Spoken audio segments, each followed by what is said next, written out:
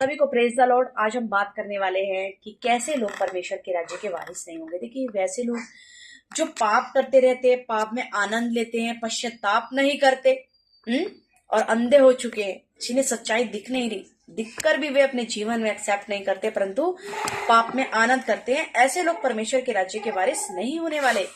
गलातियों 5:18 से कहता है, और पाप से छुड़ाए जाकर धर्म के दास हो गए। लेकिन जो लोगों ने पश्चाताप किया है और वह लोग क्या हो गए, अभी पाप से छुड़ाए कर धर्म के दास हो गए हैं।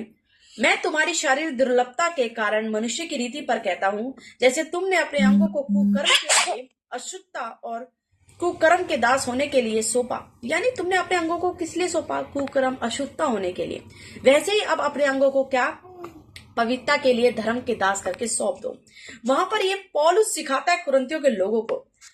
और जो कुरिन्थियों के लोग थे वे कैसे थे? पापी थे, दुष्ट थे, अपवित्र थे, लेकिन अब वे अधर्मी नहीं रहे।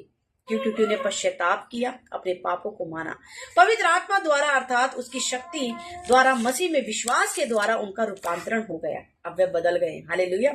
यानी हर एक मनुष्य बदल जाता है, जैसे मैं भी, भाई हम भी थे, लेकिन यीशु मसीह में विश्वास के द्वारा हम भी बदल चुके हैं।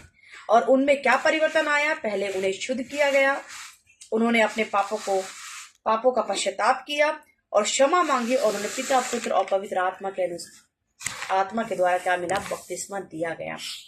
और धोए जाने के बाद वे अब पवित्र किए गए, मसीह में नई सृष्टि बन गए। और पवित्र किए जाने के बाद अब उन्हें परमेश्वर की दृष्टि में क्या घोषित कर दिया गया? धर्मी। ये सभी बातें हमारे उद्धार में शामिल है।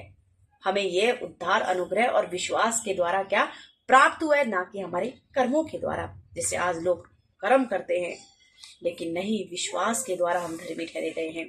लेकिन उससे पहले हम कैसे थे? उससे पहले तीतुस 3:3 पढ़ते हैं तो लिखा, क्योंकि हम पहले निर्बुद्धि और आज्ञा ना मानने वाले भ्रम में पड़े हुए थे और विभिन्न प्रकार के अभिलाषों, सुख विलास के दासत्व में थे और बैर भाव डहा करने वाले जीवन से व्यतीत करते थे।